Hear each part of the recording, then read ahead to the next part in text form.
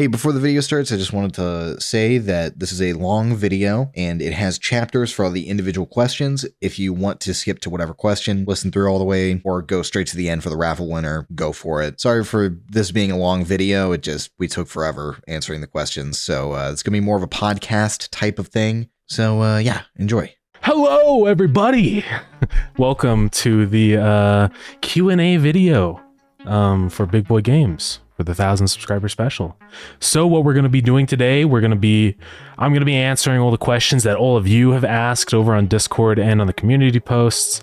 Then we're going to also announce the winner of the raffle for the custom Starground skin. And I'm here with Ace Man and Hawaiian Shirt Experience. Hi. So I'm gonna start off with the first question from Stray1239 on YouTube. Slimy on Discord also asked a similar question, so I would like to pay my respects. What is your release plan for the game? Is this going to be a thing you polish for years and release it at once, like most AAA games? Or are you planning to get a playable game, release it, and then make more updates for the community as the time goes on, sort of like Hypixel Skyblock in Minecraft, if you know what that is? Yeah, well, right now, the plan for the release, at least for early access, will be summer of this year. We'll probably do closed alphas very soon, maybe within next month or two on Discord. So that'll be like the first way to play it. But yeah, after release, I mean, we're going to be releasing in early access. I'll have to see how things go. If people really like the game, I'll keep updating it for as long as there's enough people playing to warrant an update. But yeah, we'll just have to see how things go. I don't have like a set in stone, I'm going to be working on it for this long or whatever. I'm just going to see what all the people think. If people want me to keep updating, then I'm going to keep updating. Sweet, thanks. So this question, I think this next question is from Cluck on Discord. I feel like everyone in this call can answer on a 3, 2, 1. Will the game be released on Steam? 3, 2, 1. Yes. The game will be on Steam. We'll probably also put it on itch.io, but there are caveats with putting on itch because you don't get to do the Steam networking. You can't just invite friends to your lobby. You have to manually type in IP addresses and stuff. So that's kind of lame. But if people don't want to mess with Steam or can't use Steam for some reason, then I also want to have it up on itch. But Steam will probably be the primary platform. I mean, that gives us easier multiplayer, achievements later on, maybe even trading cards. Who knows? We'll see. But yeah. Oh my god. Trading cards. That's crazy. Yeah. Be crazy. We gotta have the Delirium's art of the guy like in the jail cell as a trading card. 100%. We also need the face the with like the big chibi. Yeah, the Riz one. Yeah, that would be good. Yeah. This next question is from Kaylin on Discord. Krillin. For Chip. Do you have a specific background in programming, or did you learn specifically for making games? Well, it definitely started out with games. I mean, I first kind of started getting into it back in like around 2017. One person whose name will not be said we were working on a game and he kind of really sucked at programming. And so I was like, I'm just going to do it better. And then I did. Damn. And that's how I started. Obviously, I kept working on other projects and stuff, and then eventually I started getting my computer science degree, which I've been doing for 4 years, and I'm graduating this semester. But yeah, it definitely has started. Programming has started with the game development. I've dabbled in other kinds. I'm not super crazy about the other kinds because I like how immediate the feedback is in programming games and then just how like visual it is. It's a lot more creative than programming for just regular software, for example. So yeah. So you kind of answered this a little bit, but what made you get into game dev to begin with? So, gaming. Well, I like video games. Video games are fun, and I wanted to make my own. Yeah. So yeah, our first project was a platformer. It's an interesting platformer. Yeah. I don't want to say any more than that. Just and before that, there was a Minecraft server that we tried to do. So we kind of always like been a little bit into like the doing stuff in gaming, making stuff. Yeah. Yeah. It actually wasn't even my idea to make the game. I think just it was like mine. I was like, I want to make a platformer. Make me a platformer. So I just woke up and you guys are like, we're making a game. Let's make a game. I'm like, okay. Yeah. So yeah. Yeah. This next question is from Sam on Discord. If you put yourself into the shoes of a Starground player, what sort of path would you choose? Automation or dungeoning? And we can all answer this. Yeah. Well, for me, definitely, I'd probably do more automation stuff, because I'm an automation boy. Automation in a lot of ways is like programming, and I like programming, so I'd have to pick that. I would also probably dabble into the dungeoning side of things, but definitely I would probably be more base building. I think I would probably have like an even spread, you know, get as much like automation done at a time, and then whenever I'm kind of like at a point where it can be kind of self-sustaining, go to dungeon, do that for a bit, go back, you know the classic, just playing the game. I guess that would be my I would like to say that I would be like a hybrid, like you guys are saying, like a hybrid of like dungeoning and automation, but like the thing is my brain is too small for automation. Yeah. So I think I'm gonna be a pure dungeon boy. I'm gonna be the fair. dungeon boy. Yeah. I've been playtesting, and so far the automation is really the only thing that's gotten, to a point where it's like kind of its own thing. It's working so far. You can kind of make a machine and have it go on its own and be fine. And it's been really fun with different setups, trying to figure out what is like the best and most optimal way of doing stuff. So right now it's been full automation, but obviously dungeoning is not done yet at all. So yeah. So this is the next question from Liamir on Discord. Will the different paths in Starground, dungeon and automation, complete each other? E.g., dungeon will give you some item that makes machines better, or you can use resources from machines to get better armor, tools for the dungeons. Of course, this would need to be done in a way that no path is required. Yeah, I mean, definitely the main thing with the two branches of the game, with automation and dungeoning, I want them to be completely separate, so you don't have to play both at the same time. Because I want the gameplay to be kind of a branching tree. You can take any path you want, and you're not stuck having to follow this linear progression. I think that's like what makes Minecraft progression so fun, because you can really just kind of do whatever you want. But definitely there will be ways that they complement each other. I want there to be like artifacts that you find in the dungeons, which gives you different abilities in the automation side of things. So like longer tool reach, maybe faster move speed, which could kind of benefit both. But stuff like that. And then in automation side, there'll probably be things that you can craft eventually once you get higher up in the automation. Yeah, and side of things. Also whenever we get research implemented and stuff, it'll probably be like some research stuff to go with the dungeoning. Mm-hmm. So this is the next question from Scorn of Poo on Discord. While this is being developed, Starground, will viewers be able to play test or something like that? Yep. I hope to have play tests soon.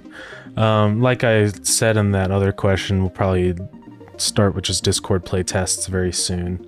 My goal for that right now is just kind of to get like the basics complete. So I want to complete the first dungeon. I want to get like crafters implemented, just get some really basic automation set up. We probably don't even need the research tree or anything like that yet for that. I just want to get the core of what the game is, and then we're going to start playtesting. And we'll probably do like multiple waves of playtesting.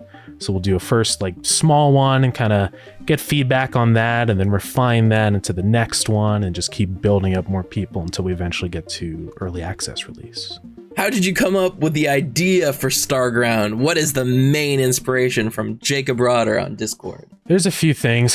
First off, probably one of the biggest things that Forager is a fun game, but it's only single player. And there weren't really many alternatives to Forager that, kind of, I don't know, that we were interested in playing. So we're just like, well, let's just make our own multiplayer game.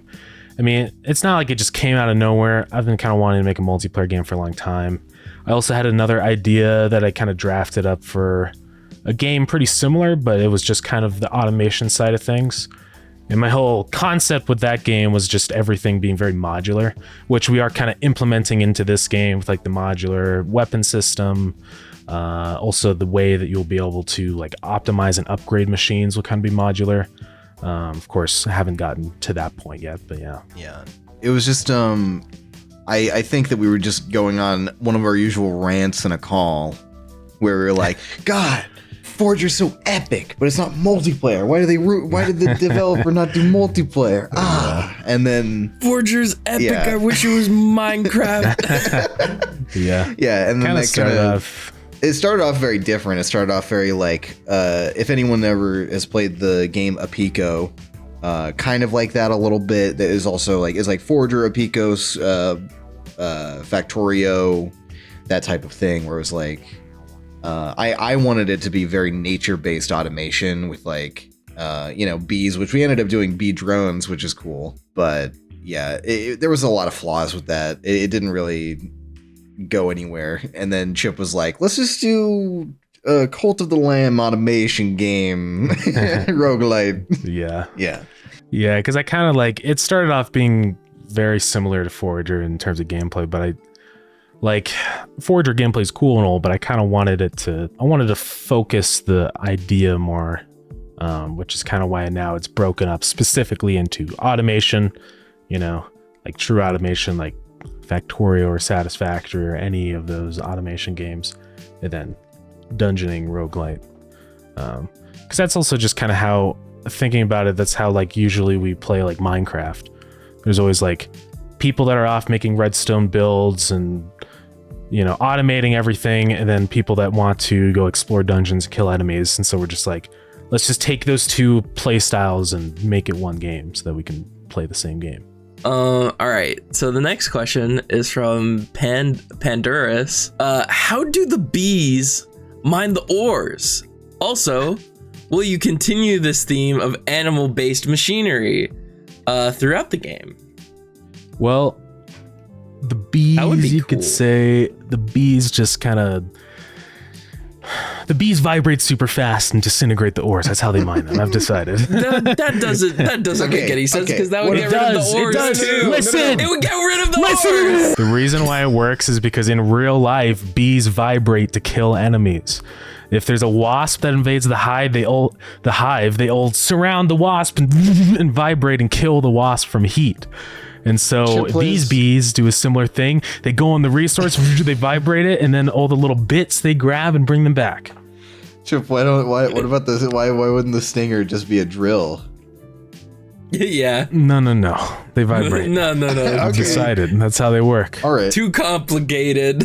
Yeah. And then, animal. I do like that concept of kind of like giving these machines a little more character instead of it just being a machine. They're more like, little characters doing stuff. I don't know exactly how I would implement that into some of the other plans, at least right now. But if the opportunity comes up, then I probably will do that. This next question is from Shoujo on Discord. Will bees sting your enemies in the dungeons? Several question marks. I think it would be cool to have multiple types of bees. Obviously, right now there's just the mining bees, but maybe in the future we could have bees in other forms, like attack bees, sort of like a summon in a dungeon or whatever that just kind of swarms around you and fights off enemies. But yeah, a robot we'll companion. See. Perhaps we'll see. Thank you, Shoujo. From Asterix Jan on Discord, we got, will you release the game for mobile as well? Probably not. The reason why I wouldn't release it for mobile is just because automation is a very resource intensive thing, because you have lots and lots of objects doing things and running code. If this game was just the dungeoning side of things, just the roguelite part, then that probably would be more of a consideration. And regardless of just the technical capabilities, I probably wouldn't ever make a mobile port unless it was really successful. Yeah, if we do a mobile game, it's going to be because we want to make a specific mobile game that we would want to play, and it would probably not have ads. It would probably just be like, here's a fun game. No ads. All right. From Canico on Discord, we have, will there be some sort of tower defense or wave defense? I just think it would be cool. XD. I don't know. It's hard to say exactly, just because, I mean, right now, as things are in the dungeons, there probably won't be any tower defense type of things. But when I have thought about like different kinds of dungeons, because obviously we just have the regular procedural dungeon, you run through, do whatever.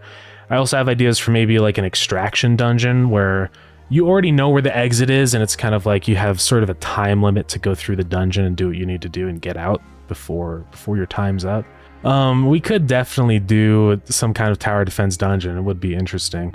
I don't know if it was you or not, but one person mentioned being able to build things inside of the dungeons, and it could be a cool thing to do that for a specific dungeon, but it's not going to be like a everywhere type of thing. It would be a very specific, like, this is the tower defense dungeon. It would also be kind of like interesting to like later after release and after, you know, other stuff like way in the future. It would be cool to do like a thing where the automation zone is like you have to defend it actively, like Factorio, where there's the bugs that attack every so often. You know, that would be we'll see. You know, but no promises on that.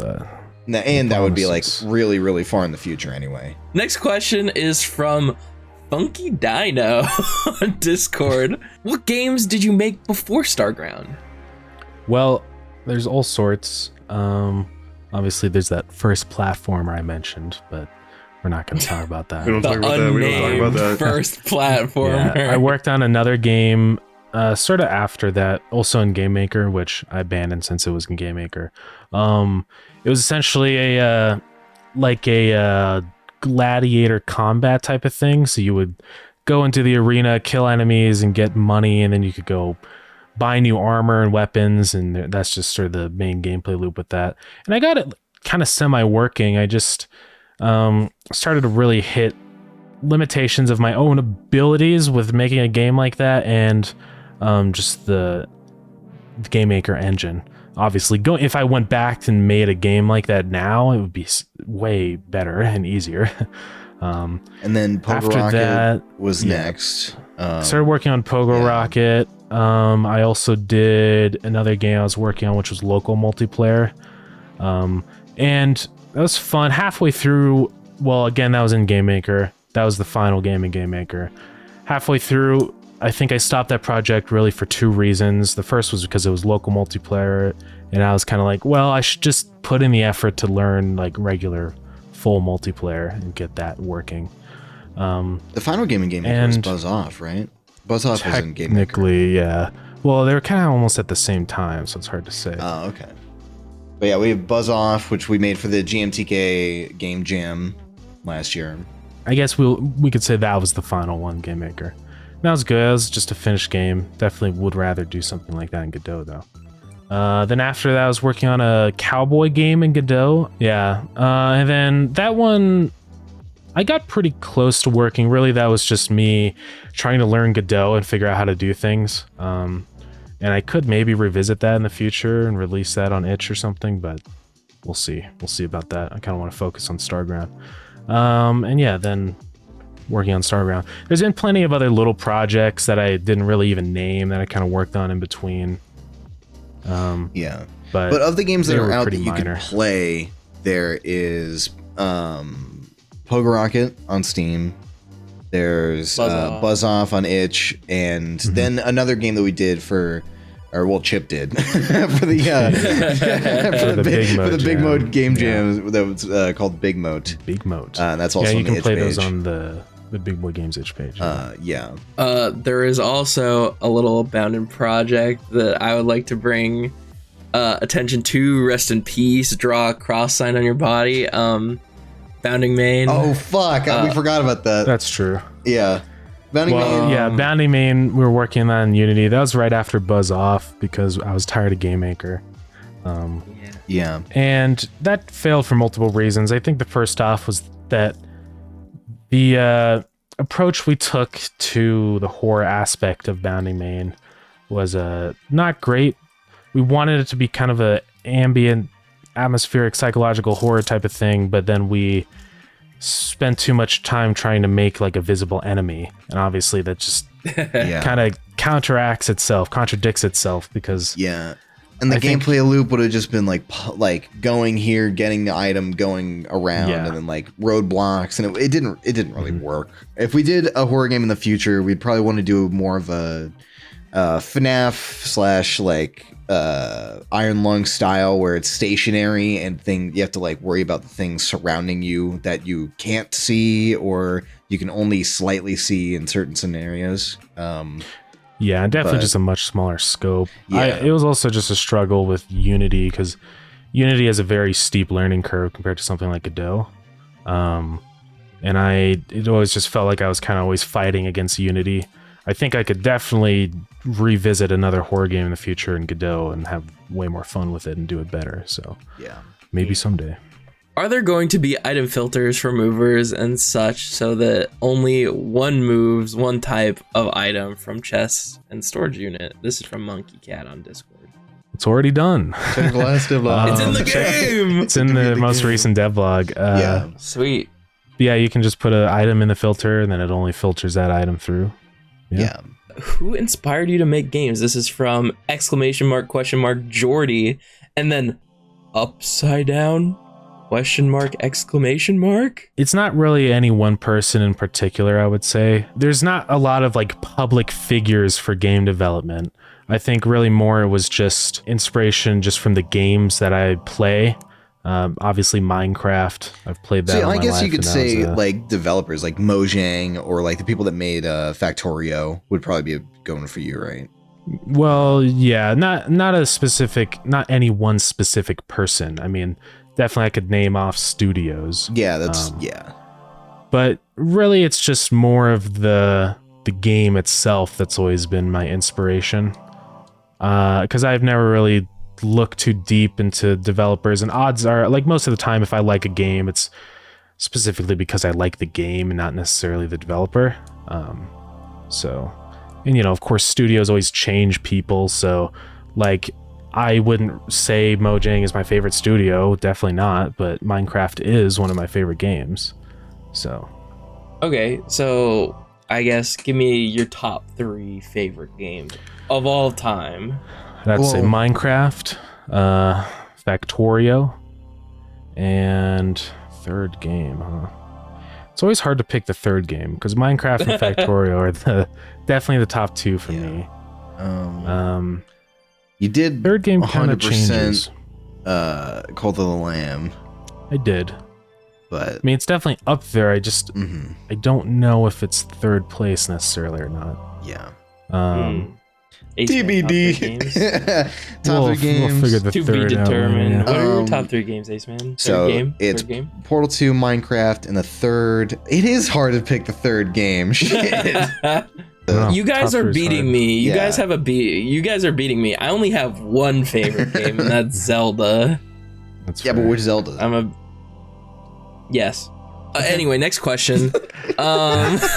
Will the game have water content using boat or fishing? Yeah, I Will it think be fishing? probably both. One idea we have is that there will be multiple islands that you can kind of travel to. We might do a boat, or we might do some sort of teleporter thing. I'm not entirely sure about the transportation to get there, so a boat is a maybe. We probably will add fishing though. I want a whole side of it that's like kind of a side of the dungeoning that's like preparation for the dungeoning. And so that would constitute like farming, probably flowers, and so you can kind of use flowers to make potions, and then maybe fish you can use to make different food items to increase your health or anything like that. This is from Dudley on Discord. Do you plan on having any lore/story? Yes. Yeah, I mean, we definitely will have. It's not going to be a in-your-face type of thing. It's definitely more of a you have to go seek it out. But yeah, we do have some plans for some of the lore. It's going to be the kind of thing where you have to go discover it. So we're not going to tell you what the lore is. Okay, so Max kind of butchered the hell out of this question. This is from Mike on Discord, and it reads, as a recently switched to Godot developer, I enjoyed watching the live streams in order. It'd be good to know how long it took to get to grips with Godot, its concepts, and GD script. Interested in rough timelines from one developer to another. Yeah, I mean, you never really get to a point where you completely understand everything, because you're always learning new things. They're always adding new things that you have to learn. But I'd say definitely just getting used to the engine and just the way it's kind of structured with nodes and resources. I'd say it probably took me around maybe 2 to 3 weeks just to get the basics down. Obviously, I wasn't good at using Godot at that point, but I was kind of able to understand what I wanted to learn next. So like if I'm making a character, I can it gets to a point where now I can start exploring further outside of just trying to learn how to do the basics.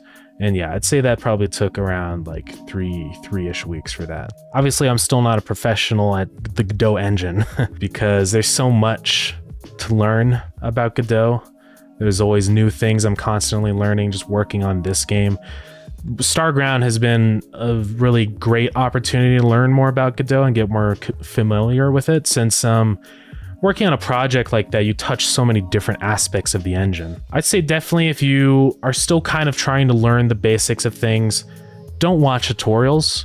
Only watch tutorials if you get absolutely stuck on something. Just start making a project. Don't go into it expecting to reach this checkpoint of understanding and learning, because I think that would set you up for failure. I think you just need to go in and try to make something. Yeah. This next question is from AstroQuack on Discord. What is the current scope of the game for the game? I don't think it's ever good really to define. It's good to define a small initial scope, but definitely not an end goal kind of scope, because you will never be able to do everything that you eventually want to add. Definitely, I think the way I deal with kind of this whole scope thing is we aim for the minimum viable product, just get the really base core gameplay ready, make all of that playable, and then that's the core that you can kind of branch off from. So I can't really say exactly what the whole scope of Starground will be right now, because a big part of it is I want to expand out that scope as all of you can play the game and leave feedback, because the game is for all of you. So I'm gonna make the game that all of you want to see. This next question is from Hex on Discord. Tea or coffee? Depends on the mood. Personally, I like coffee more.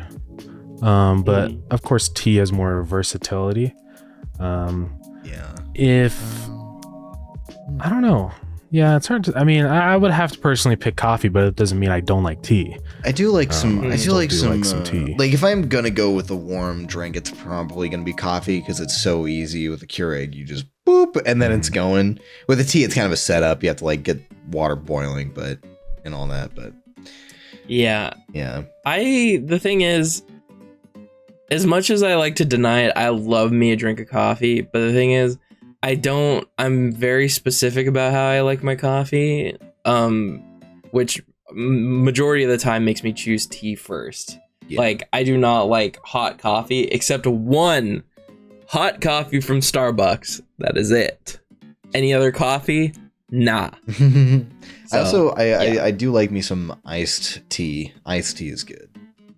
You get the lemonade half and half tea.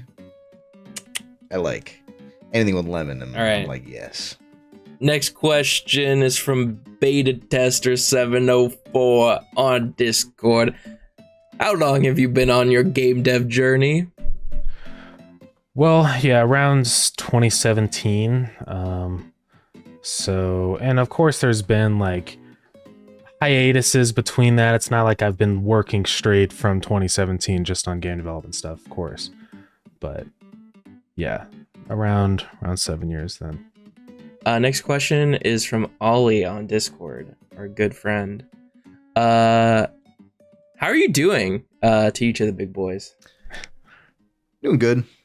Doing all right. I got a lot of work to do. I have to work on the game, have to finish all my schoolwork stuff, so it's a lot to juggle around constantly, but yeah. I gotta edit this video after we're done recording. That's gonna be fun. yeah. I have issues sleeping. I have trouble falling asleep. Dude, yesterday I woke up at 4 a.m. and then I went to bed at 4 a.m. today. God damn. Yeah. So this question is from /home/Bowsernator on Discord. And the question is, how much skin customization will there be? I don't know. I mean, definitely, I think there'll be a mix of...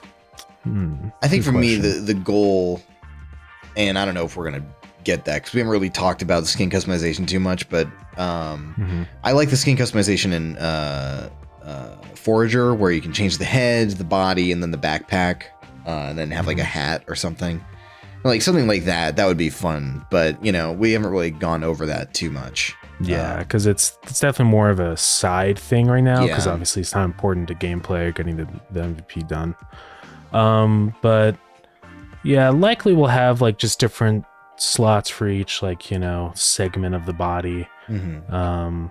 Might, you know, change skin color, maybe even change the face, just stuff like that. And maybe even uploading your own custom PNGs for skins. I'll have to see about that. Whoa. It would be cool to do it the way that That's Battle Block Theater crazy. does it, where you just plop in a square thing in the %app data %, and then it just, you can do that. That was fun. Yeah, we'll see how that goes. But if so, I'll have to figure out a system to send all the sprites to the clients that connect and stuff. So that's a whole can of worms. But yeah, that'll be kind of more established as I actually get started on the skin stuff. So From Cryptic on Discord, how much will the game be? We've been kind of flip-flopping on that. yeah, right now time. we're saying anywhere between $5 and $10. We're not exactly sure yet. We'll just have to see. I don't know. There's a lot of variables that goes into deciding the price of a game. And we might also change the price after early access. So we'll have to think about that more, but definitely somewhere between $5 and $10. Of course, that's localized to each country, so it's not $5 USD for everybody. Yeah. But one thing that would be cool is to do the Steam thing where you can like set up multiple. It's like a package deal, so you get like 4 keys or whatever with one purchase, so you can send to friends or whatever. That would be a cool thing to do. But we'll have to look into that whenever the time comes. It's from Lightspirit on Discord. For Chip, what was the hardest feature to implement in Starground so far? It's definitely a good question. There are a lot of difficult things to implement. Multiplayer was, of course, really difficult initially getting set up, but once you do get it working, it's kind of not that difficult anymore. But I don't know. I mean, there's definitely a lot of difficult things like saving. Actually, saving wasn't as bad as I thought. One problem I kind of had to tackle for a while was like collision checking with multiplayer. And because what would happen is that like sometimes it takes a frame to update a physics check in Godot. So you have to do that. And I essentially had to set up like a queue for building objects so you don't build them on top of each other. But I don't know. I mean, multiplayer still to this day kind of touches everything.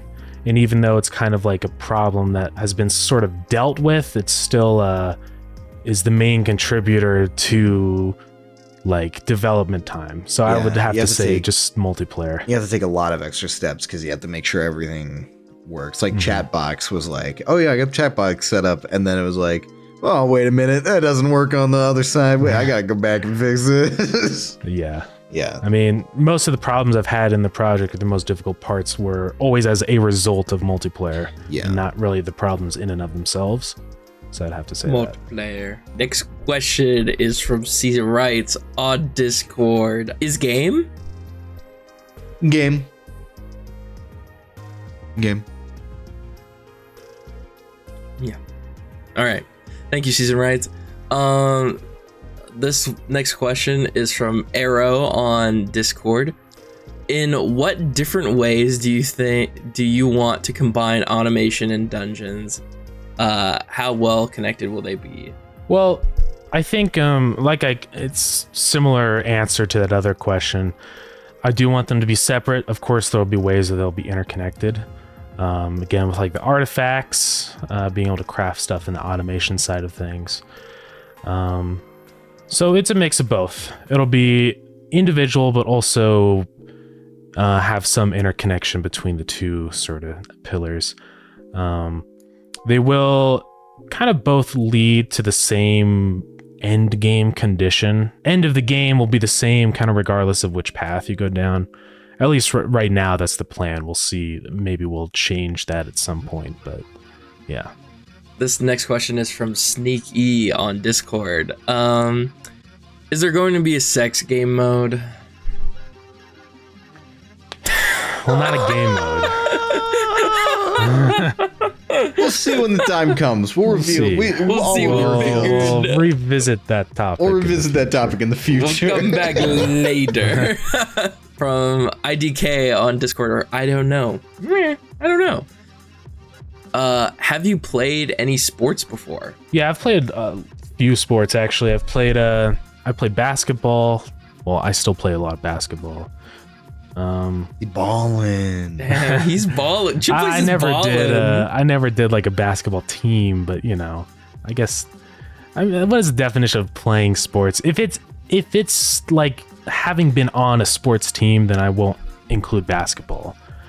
But teams that I have been on, I've done like baseball teams, soccer, and karate kind of counts as a sport. I did that for a long time. And then when I got my black belt, I was done. Because that was also at the start of the pandemic.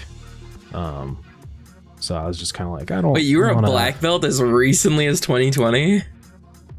Yeah. Yeah. Well, no, I got my black belt before. Can fuck you up. I got my black belt before 2020, but that was the final straw. I got it in 2019, I think. Yeah. Okay. So. I played baseball growing up as a kid. I didn't really stick with sports though. It was baseball, soccer, and then taekwondo after we moved. And then, yeah, I didn't stick with any of that shit for more than a couple months though. Like I just, yeah. I did like, I still do like baseball, especially like Japanese baseball, because that shit goes hard. They actually play the game and not just go for home runs. Yeah. But I did soccer when I was pretty young, like up until I was like maybe 10. And then after that, my sport of choice was fencing. Yeah. So I did like sword fighting, like rapier fighting when I was like 12, and I did that for like 3-4 years. All right, next question is from Jacob Rewind. No way. Hi, Jacob. Who's your favorite Monster Prom character? I don't know any of the characters. I'm sorry, Jacob. I hate to disappoint you, but I don't know. I think this is more of a me and Ace fan question. My favorite Monster Prom character is the Eldritch Girl. She's epic. She makes epic like fan fiction. She's cool. That or the shop cat lady. She's cool too. Oh, she is also pretty cool. I would say my favorite character has gotta be Oz and or Scott Howell. Yeah. Polly Geist is my wife. we're happily married. This is from Shocking Chris 9809 on YouTube. What has been your biggest challenge in developing? Is it the 2D grid system and placing one by one objects and bigger than a single cell objects? And then he says more. He says, this is my current item I'm working on, and your biggest fear is mixing the roguelike with automation. Balancing is obvious, but creativity of how it is mixes maybe? Well, Yeah, I'd still have to just say multiplayer, of course, because it's causing me Multiplayer. had to put so much time into it. Getting the tiles with different sizes definitely was something. Which, if you want a little hint on how to do that, there's a if you're doing it in Godot with a vector 2 for the position, you can do the .snapped function, and then you can specify the coordinates you want to snap to. So, for example, the game Starground, we have a 16 by 16 tile set size or tile size, so I do .snap 16, and that works fine. The problem becomes if you increase the size of the object. Now you have a 2 by 2, it's going to be centered on a single tile, so then you just have to offset it by half the tile size, and then it'll always be lined up correctly. So that's a little tip from me. Godot tip. And hey, if you want like a really in-depth explanation, you're always welcome to hop into the stream, and I can show that off there too. But yeah. Okay. Yeah, I mean, definitely trying to think of ways to connect the dungeoning and automation is a part of it as well. That'll be something I kind of get into more later, though, as I kind of get the basis of those complete. So this next question is for you, Chip Plays. You. Oh. From AstroQuack on Discord, what is your favorite chip flavor? I would have to go with Cool Ranch Doritos on this one. I like Cool Ranch Doritos. Yeah. Next question is from Ollie on Discord. Will there be support? And so if, how will it be implemented? Oh, mod support, my bad. Mod support. How will it be implemented? I'm not planning on like super heavy mod support initially, just because I want to make sure the game is actually fun before I just turn it into a big modded thing. The way I probably will be kind of setting that up though is detaching components of the game from kind of the engine. So what I mean by that is, for example, the recipes in the game for crafting will just be a file. So that's kind of one way of modding. You can edit the crafting recipes and just change variables of how the game works. Then the other is I'll probably have eventually later down the line some way, like you can import .pck files, and that would be a good way of modding the game. And I'll probably eventually maybe create like a tool specifically for that, or just a Godot project you can open up just to kind of get started on that, but we'll see. And we're on the final 3 questions. Final three, so they gotta be good. Yeah. This one is from IDK again on Discord. Excluding the dungeons, will there be any sort of procedural generation in Starground? Probably not, just because there's no point in adding procedural generation if it doesn't really like benefit the game in any way. So procedural generation will probably just stay to the dungeons. I could do procedural generation for the factory side of things, but it's just not really gonna help anybody. It's not really gonna significantly change gameplay or anything like that, and it's just a lot of work to do that for kind of no benefit. So I probably won't, but it's not a absolute no. It could be something that I'll revisit later, but only if there's a reason to do it. So this question is from Scorn of Poo on Discord. What are you planning to do in the future of the game after it releases? Well, definitely if it's successful enough, if enough people are enjoying the game, I'll likely be updating it and continuing to improve the game as time goes on. But let's say hypothetical, the game doesn't do very well and no one plays it. Well, then I'm probably not going to waste all my time working more on the game. Likely we'll move on to some other projects, like that horror game we kind of discussed, or I don't know. I would like to dabble in 3D stuff, so. Yeah. I feel like the only time then, if it's not like something that a lot of people like, then the only time that we would update it is if we wanted to do stuff in it. Like, because we're making the game for like you guys, but also us, because me and Chip wanted multiplayer Forager and to play with Maxwell. So that's why we're adding the dungeoning part of the game, because like if it was just me and Chip, we'd probably want to go full in automation. The dungeoning is for me, everybody. It's my birthday present. It's just for me. None of you guys can have it. This is the last question, and it's from Jacob Rewind on Discord. If you had all the time / money / resources, do you have a dream game that you would make? I mean, in a lot of ways, Starground kind of is the dream game. Because I feel like for me, I like automation sandbox. It's kind of like right up my alley. Starground 2. Okay. Let me all right. Let me change the question. How would infinite money / resources change Starground? If that is the answer. Well, if I had infinite money and resources, I would take a different approach to working on games because that means I wouldn't have to make money. So first off, the game would be free. Second off, I'd probably spend a lot more time trying to make it better.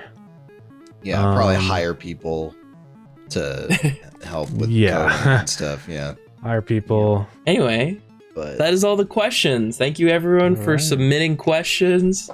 This was super epic. But there is one final thing that needs to be done.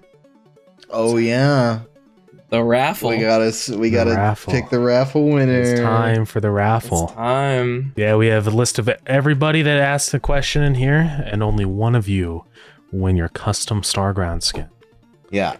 So let's see. I excluded people that we knew because, you know, for obvious reasons. They're probably gonna get their own skins eventually.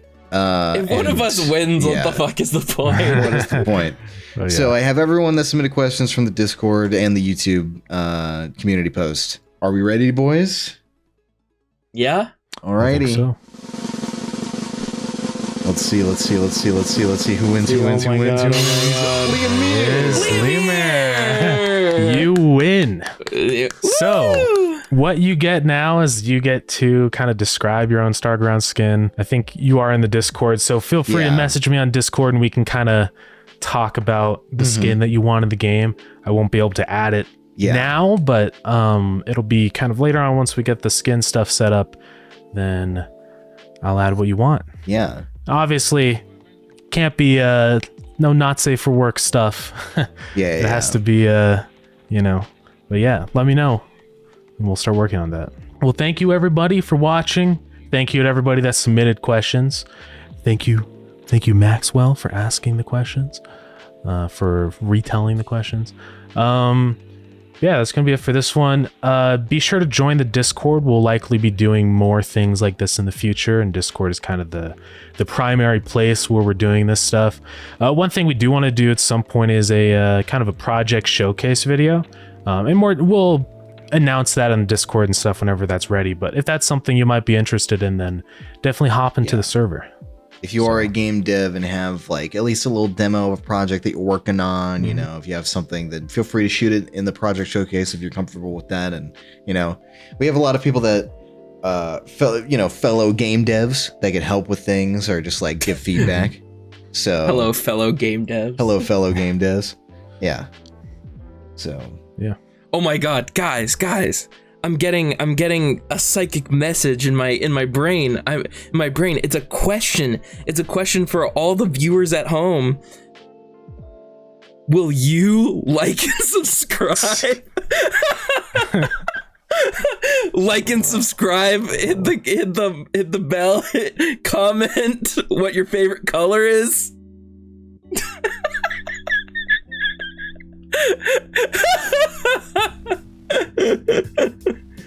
Chip plays hit the FNAF jump scare.